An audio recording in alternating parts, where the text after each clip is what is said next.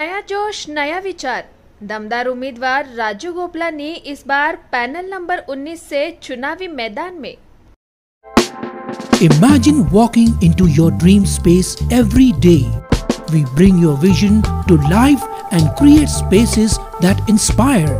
So design your dream and live your best life. Discover the art of modern living with Spacecraft Interiors. Your space, our craft. Daily page Ulhasnagar, हमारी खबरें हमारी पहचान। उल्लासनगर में रहवासी इलाकों में अवैध पटाखा गोदामों के कारण बड़ा हादसा होते होते टला। 2 पटाखा दुकानों पर छापा, पुलिस ने 2 गोदाम किए सील। दिवाली के मद्देनजर उल्लासनगर के कई रहवासी इलाकों में बिना अनुमति के अवैध पटाखों के गोदाम और दुकानें बेखौफ तरीके से चल रही है। इन जगहों पर किसी भी तरह की सुरक्षा व्यवस्था नहीं है, जिससे कभी भी बड़ा हादसा हो सकता है। इन गोदामों में भारी मात्रा में विस्फोटक पटाखों का भंडारण किया गया था। इसी खतरे को देखते हुए उल्लासनगर शहर पुलिस ने कार्रवाई करते हुए कैंप नंबर 4 में आरजीएस स्कूल के पास और कैंप नंबर 2 में मोनिका हॉल के पास स्थित 2 बड़े अवैध पटाखा गोदामों पर छापा मारा है। पुलिस को इन दोनों जगहों से करीब 5.5 लाख रुपए मूल्य के पटाखे बरामद हुए हैं। इसके बाद दोनों गोदाम सील कर दिए गए हैं।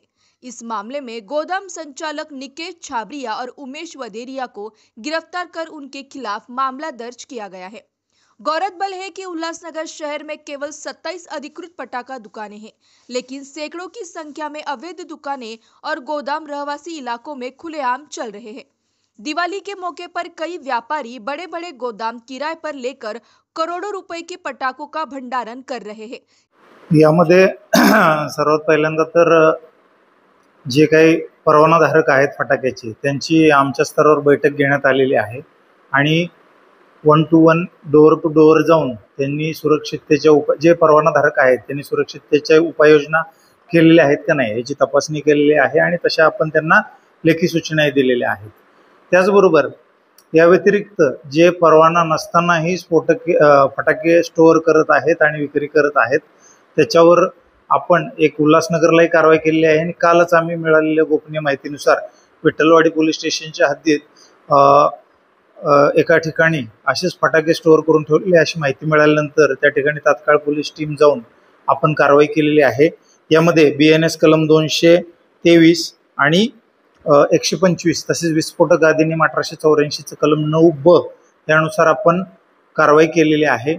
यामध्ये जो माल आहे फटाक्याचा तो एकूण 2,09,000चा हा सील केलेला आहे आणि त्याचबरोबर जे आरोपी यामध्ये निकेश छाबरिया आहे यांना आपण 35(3) नुसार अटकेची कारवाई केलेली आहे आणि पुढील तपास त्याचा चालू आहे।